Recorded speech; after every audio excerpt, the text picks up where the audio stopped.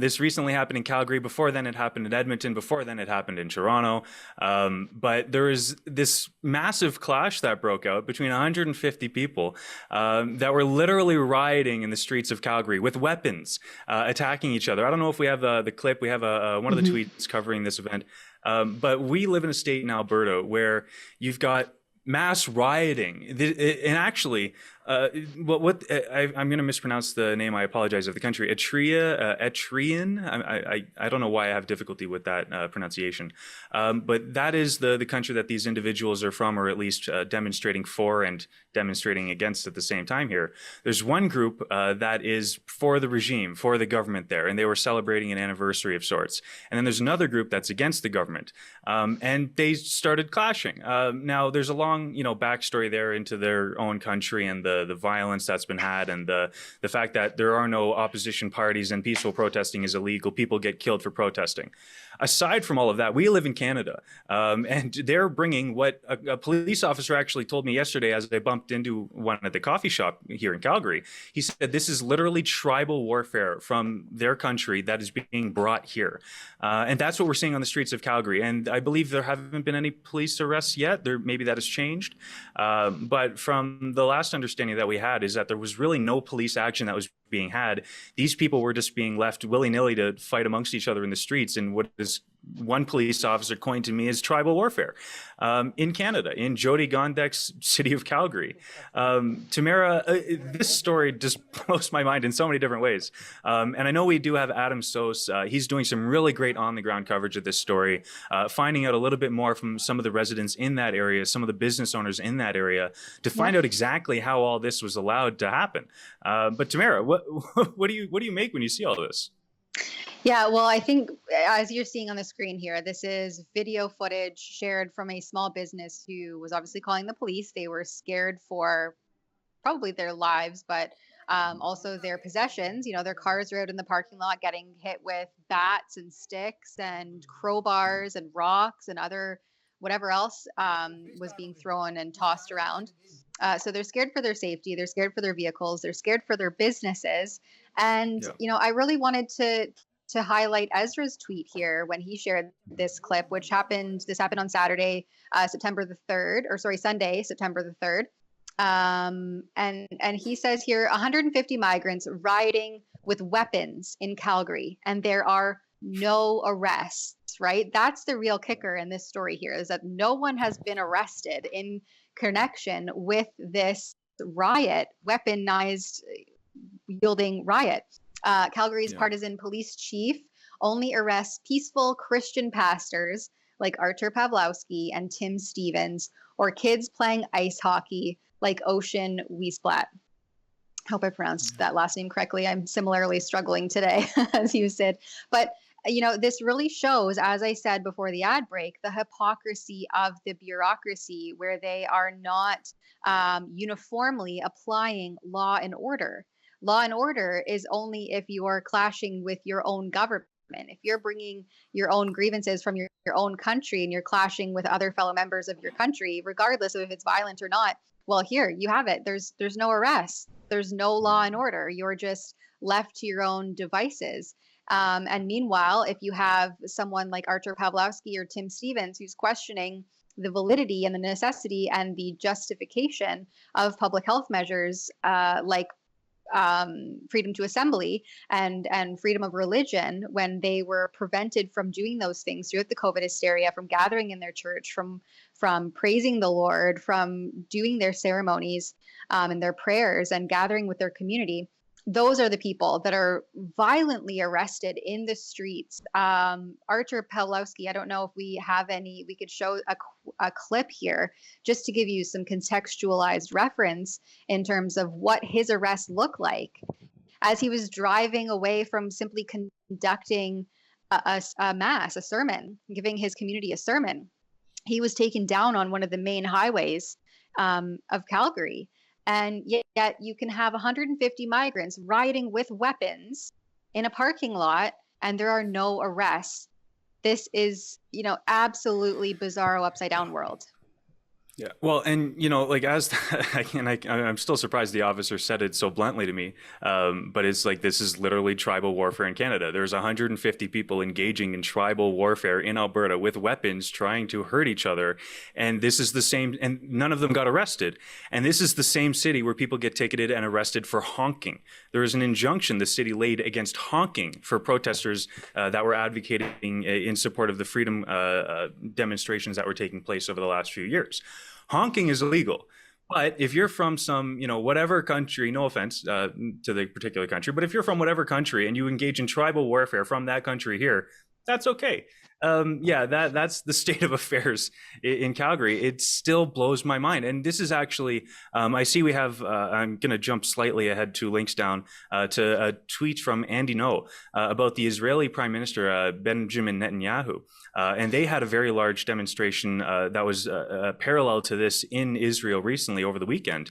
And I'm not necessarily, taking the same stance there, but he called for mass deportation of African migrants from Israel because of this conflict. Now, I'm not saying that I agree with that. However, if you're importing people into your country en masse and they start to take on these traits of extreme violence towards each other in your country, where you're also inviting people from around the world, not just their, segment of society, well, they have to get along. And clearly, this is an example of them not getting along. Now, are we going to keep on importing people from these countries while these issues aren't resolved? I think that's a very dangerous precedent to set. At the very least, if you're going to bring somebody to Canada, you're going to have migrants come to your country. You lay out the ground rules. Hey, beating each other in the streets. There's certain laws that we have in place that we'd like to uphold. Peaceful protest is allowed. It's accepted. It's welcomed. Unless you're going up against the government, let's say. But stuff like this is just, it's a little too much. It's a little too much for home.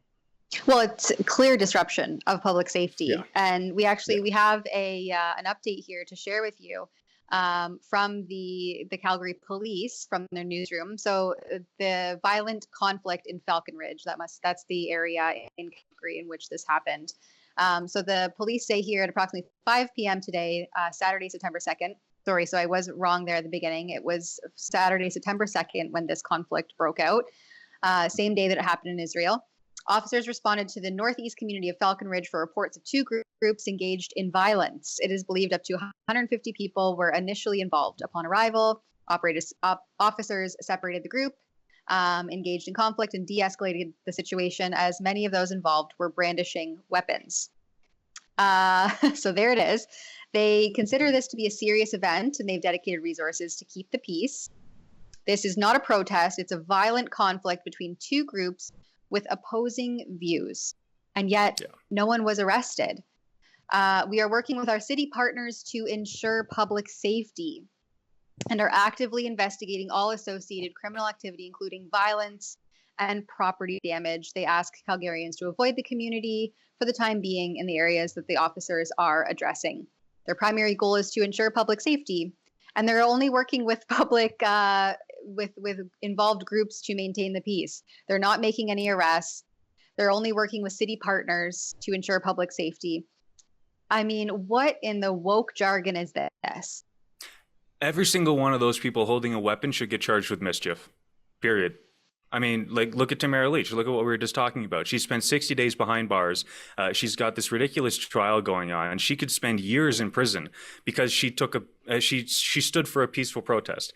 Now we got 150 people out there with weapons attacking each other. Where are the mischief charges? Where? I'm waiting for it. I want 150 mischief charges. And are Calgary police going to deliver? Probably not. But that's the state of affairs. Well, it reminds me too of, we provided extensive coverage throughout COVID of the freedom protests that were happening each weekend in various cities all across Canada. The major cities and even small little towns had gatherings every weekend, every Saturday, every Sunday, simply peaceful protests saying, is this justified? And what happened to our chartered rights, right? We have these freedoms, we have these chartered rights, and we want to see them upheld. And that's literally all people were out there doing and gathering connections and talking amongst each other.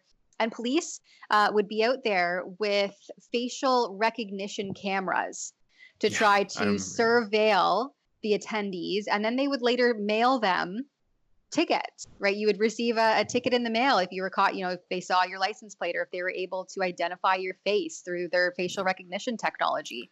And so I wonder how many of these migrants that were engaged in actual violence, they weren't just out there civilly doing civil disobedience or protesting. I wonder how many of them will be facially recognized and have tickets show up at their house thereafter. I mean, and that to me isn't even enough. There needs to be some arrests here and restoration of public order and public safety, because it's insane to think that Tamara Leach is charged with mischief, obstructing police, and counseling others to commit mischief. And she sat in jail for nearly 60 days without bail. Meanwhile, you can have violent conflict in the street, and we'll work with community partners to ensure safety. This doesn't seem like it's an effective strategy to me. Well, and I still remember, as you mentioned, there's photos of our very own David Menzies. He was on site of one of the demonstrations a year or two ago, and they sent him a ticket in the mail because he shook hands with somebody who was at the demonstration. I remember seeing with my own eyes back in Toronto, there was a lady who was simply demonstrating with a megaphone, much like the Christian preachers one on the corner. She was just there saying what she had to say on the megaphone, whatever there, and they arrested her simply for that. And I remember in Calgary again, there was an Antifa demonstration and there was a Freedom Convoy demonstration, and there was a bit of mingling there that could constitute clashing, not nearly like what we're looking at here. And what did the Calgary police do? They basically evicted all of the demonstrators from everywhere. They pushed them outside of this whole park area that they were in. And what do we see here? It looks like they're standing on the sidelines, just kind of enjoying the show almost. Like you saw that one little fist bump there. Now, not to say that that's a fist bump, you go do that violence is probably like a fist bump, like I appreciate the fact that you're not going to engage in violence. But the fact of the matter is, look what's going on. And now this is some old footage we got here. Yeah, and they're arresting another lady, taking her speaker set. This is the kind of action that they took against peaceful demonstrators against COVID. And yet this is at least the third time we've seen these Eritrean, pardon my mispronunciation, Eritrean demonstrations across the country. We saw the Riot Act implemented in Edmonton recently because of these same demonstrations. We saw a violent clash in Toronto because of these same demonstrations. And now we're seeing it in Calgary. And it's only escalating because they're not doing anything about it. They're allowing these violent demonstrations to take place because these violent demonstrators simply don't care about the Canadian government. That's not the target here. They're not trying to make any change, any political effect. They just it's really sad. I mean, obviously they want better for their own country. But I was looking yesterday at a few reports of the Eritrean, disputes that have been taking place. And time again, those who are demonstrating for the government and those who are demonstrating against the government will both accuse the other of starting the violence so that they themselves aren't, they don't have as much issue with themselves engaging in that very same violence. They blame the other, and then they say, and they're all protesting for peace and peaceful, resolution. They're both fighting for that, but they're fighting violently for that. It blows my mind. Hey folks, that was a clip from the daily live stream. I co-host it Monday to Thursday from 1 p.m. to 2 p.m. Eastern Standard Time. The Alberta team takes over on Friday. Please tune in. And by the way, we want to hear your 2 cents worth. If you're able to make a minimal $5 donation, we will read your chat on the air live. Thank you.